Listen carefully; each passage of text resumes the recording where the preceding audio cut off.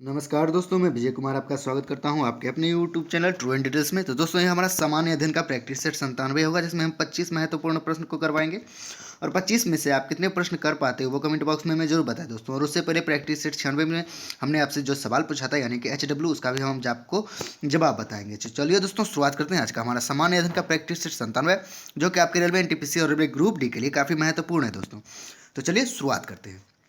हमारा पहला प्रश्न है दोस्तों, विल्सन रोग एक आनुवांशिक विकार है जिसमें अत्यधिक मात्रा में डैश शरीर में संचित होता है। 1 कैल्शियम, 2 सोडियम, 3 लोहा, 4 तांबा। तो इसका सही आंसर होगा दोस्तों ऑप्शन 4 तांबा। इससे में अत्यधिक मात्रा में दोस्तों शरीर में तांबा संचित हो जाता है दोस्तों, याद रखिएगा विल्सन रोग। तो चलिए अगले प्रश्न की ओर बढ़ते हैं। शार्क मछली में कितनी हड्डियां होती है? 1 शून्य, 2 206, 3 201, 4 306। तो इसका सही आंसर होगा दोस्तों ऑप्शन 1 शून्य। शार्क मछली में हड्डियां नहीं होती है। तो चलिए अगले प्रश्न की ओर बढ़ते हैं। उत्तक की रचना के अध्ययन से संबंध विज्ञान कहलाता है। 1 एनाटॉमी, 2 मायोलॉजी, 3 हिस्टोलॉजी, 4 साइटोलॉजी। तो इसका सही आंसर होगा दोस्तों ऑप्शन 3 हिस्टोलॉजी। तो चलिए अगले प्रश्न की ओर बढ़ते हैं। किसी परिपथ में एक बिंदु पर मिलने वाली धाराओं का बीजीय योग होता है। 1 शून्य, 2 अनंत, 3 शून्य और अनंत के बीच, 4 इनमें कोई नहीं। तो इसका सही आंसर होगा दोस्तों ऑप्शन 1 शून्य। तो चलिए अगले प्रश्न की ओर बढ़ते हैं। किसी द्रव का उसके क्वथनांक से पूर्व उसके वाष्प में बदलने की प्रक्रिया को क्या कहते हैं? 1 संघनन, 2 हिमीकरण, 3 वाष्पीकरण, 4 इनमें कोई नहीं।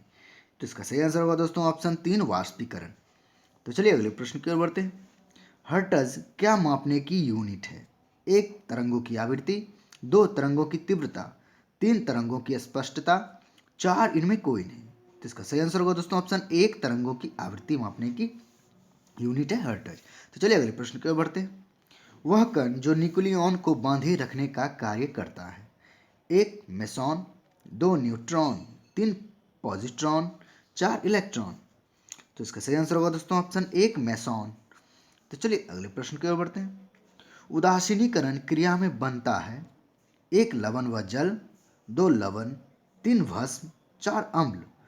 तो इसका सही आंसर होगा दोस्तों ऑप्शन 1 लवण व जल बनता है। उदासीनीकरण की क्रिया में लवण व जल बनता है। तो चलिए अगले प्रश्न की ओर बढ़ते हैं। निम्नलिखित में से किसने लॉ ऑफ ऑक्टेव दिया? 1 मेंडलीफ ने, 2 न्यूलैंड्स ने, 3 लेबोजियर ने, 4 डोवे राइनर ने। तो इसका सही आंसर होगा दोस्तों ऑप्शन 2 न्यूलैंड्स ने। तो चलिए अगले प्रश्न की ओर बढ़ते हैं।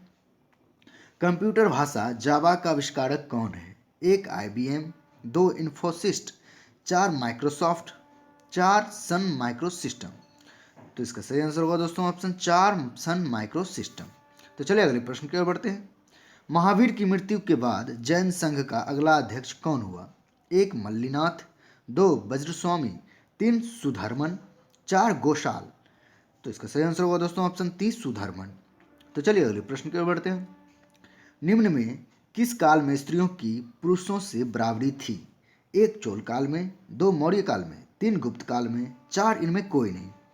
तो इसका सही आंसर होगा दोस्तों ऑप्शन 3 गुप्त काल में। तो चलिए अगले प्रश्न की ओर बढ़ते हैं। नील आंदोलन का जमकर समर्थन करने वाला हिंदू पैट्रियार के संपादक थे। 1 दीनबंधु मित्र, 2 दिगंबर विश्वास, 3 हरिश्चंद्र मुखर्जी, 4 इनमें कोई नहीं। तो इसका सही आंसर होगा दोस्तों ऑप्शन 3 हरिश्चंद्र मुखर्जी। चलिए अगले प्रश्न की ओर बढ़ते हैं। निम्न में से कौन सा एक क्षेत्र 1857 के विद्रोह से प्रभावित नहीं था? 1 झांसी, 2 चित्तौड़, 3 लखनऊ, 4 जगदीशपुर। तो इसका सही आंसर होगा दोस्तों ऑप्शन 2 चित्तौड़। तो चलिए अगले प्रश्न की ओर बढ़ते हैं। लोकसभा का नेता कौन होता है? 1 राष्ट्रपति, 2 राज्यपाल, 3 प्रधानमंत्री, 4 लोकसभा अध्यक्ष। तो इसका सही आंसर होगा दोस्तों ऑप्शन 3 प्रधानमंत्री लोकसभा का नेता होता है दोस्तों, याद रखिएगा ये। तो चलिए अगले प्रश्न की ओर बढ़ते हैं। सर्वोच्च न्यायालय में न्यायाधीश की नियुक्ति होने के लिए व्यक्ति को कम से कम कितने वर्ष उच्च न्यायालय का एडवोकेट होना चाहिए? 1 10 वर्ष, 2 15 वर्ष, 3 20 वर्ष, 4 25 वर्ष।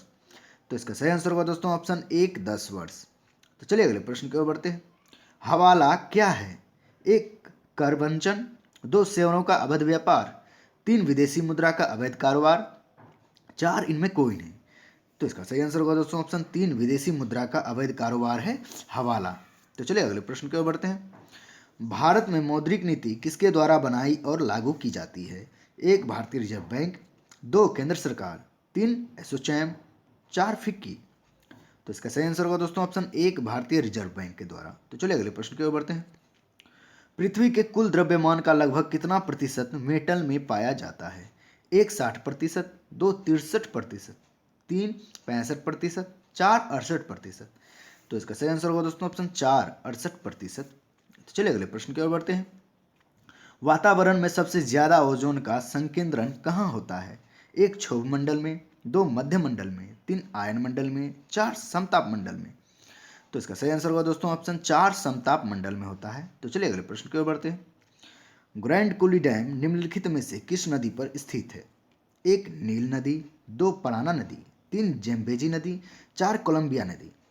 तो इसका सही आंसर होगा दोस्तों ऑप्शन 4 कोलंबिया नदी। तो चलिए अगले प्रश्न की ओर बढ़ते हैं। विश्व की सबसे लंबी सड़क है? 1 स्टुअर्ट महामार्ग, 2 अलास्का महामार्ग, 3 पैन अमेरिकन महामार्ग, 4 इनमें कोई नहीं। तो इसका सही आंसर होगा दोस्तों ऑप्शन 3 पैन अमेरिकन महामार्ग विश्व की सबसे लंबी सड़क है। तो चलिए अगले प्रश्न की ओर बढ़ते हैं। भारतीय शास्त्रीय नृत्य की सबसे प्राचीन शैली है? 1 कथकली, 2 कुचिपुड़ी, 3 भरतनाट्यम, 4 इनमें कोई नहीं। तो इसका सही आंसर होगा दोस्तों ऑप्शन 3 भरतनाट्यम। याद रखिए दोस्तों, भरतनाट्यम भारतीय शास्त्रीय नृत्य की सबसे प्राचीन शैली है। तो चलिए अगले प्रश्न की ओर बढ़ते हैं। मिल्खा सिंह को और किस नाम से भी जाना जाता है? 1 the flying Sikh, the running Sikh, 3 the running king, 4 इनमें कोई नहीं। तो इसका सही आंसर होगा दोस्तों ऑप्शन 1 द फ्लाइंग सिख के नाम से भी जाना जाता है मिल्खा सिंह को। तो चलिए हम आखिरी प्रश्न की ओर बढ़ते हैं। हम आखिरी प्रश्न CNN से तात्पर्य है? 1 cable news network, 2 complete new news, 3 computerised numerical network, 4 इनमें कोई नहीं। तो इसका सही आंसर होगा दोस्तों option 1 cable news network, CNN का फुल फॉर्म है। तो चलिए हमने जो आपसे सवाल पूछा था उसका जवाब बता देते हैं। प्रैक्टिस 96 का प्रश्न, MS वर्ड डॉक्यूमेंट में दूसरे लाइन में जाने के लिए किस कुंजी का प्रयोग होता है? तो दोस्तों जितने भी कमेंट किए हैं सारे के सारे सही जवाब दिए हैं।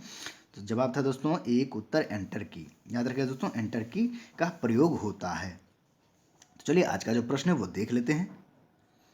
प्रश्न है दोस्तों, नरेंद्र हिरवानी ने किस टीम के विरुद्ध एक टेस्ट मैच में 16 विकेट लिए थे? ऑप्शन आपके सामने है। 1 वेस्ट इंडीज, 2 है बांग्लादेश, 3 है पाकिस्तान, 4 है इंग्लैंड। अगर दोस्तों इस प्रश्न का उत्तर आपको पता है तो वो कमेंट बॉक्स में हमें जरूर बताएं दोस्तों। और 25 में से आपने कितने प्रश्न किए हैं वो भी कमेंट बॉक्स में जरूर बताएं दोस्तों। अगर किसी भी प्रश्न में आपको डाउट बुझाए तो वो कमेंट बॉक्स में जरूर बताएं, हम जल्द से जल्द उसका जवाब देने का प्रयास करेंगे दोस्तों। अगर ये वीडियो पसंद आया हो तो कृपया लाइक करिए, शेयर करिए और मेरे चैनल को सब्सक्राइब करके बेल आइकन को दबा दीजिए ताकि जितने मैं इस प्रकार का वीडियो लाता हूँ उसका नोटिफिकेशन सबसे पहले आपको पहुँचेगा दोस्तों। और वीडियो जरूर देख कर जाइएगा एग्जाम देने के लिए, रेलवे NTPC का एग्जाम करने के लिए, क्योंकि जितने सेट हैं सारे रेलवे NTPC और रेलवे ग्रुप डी के लिए तैयार किए गए हैं। तो चलिए दोस्तों आज तक के लिए इतना ही। बहुत बहुत धन्यवाद। जय हिंद, जय भारत।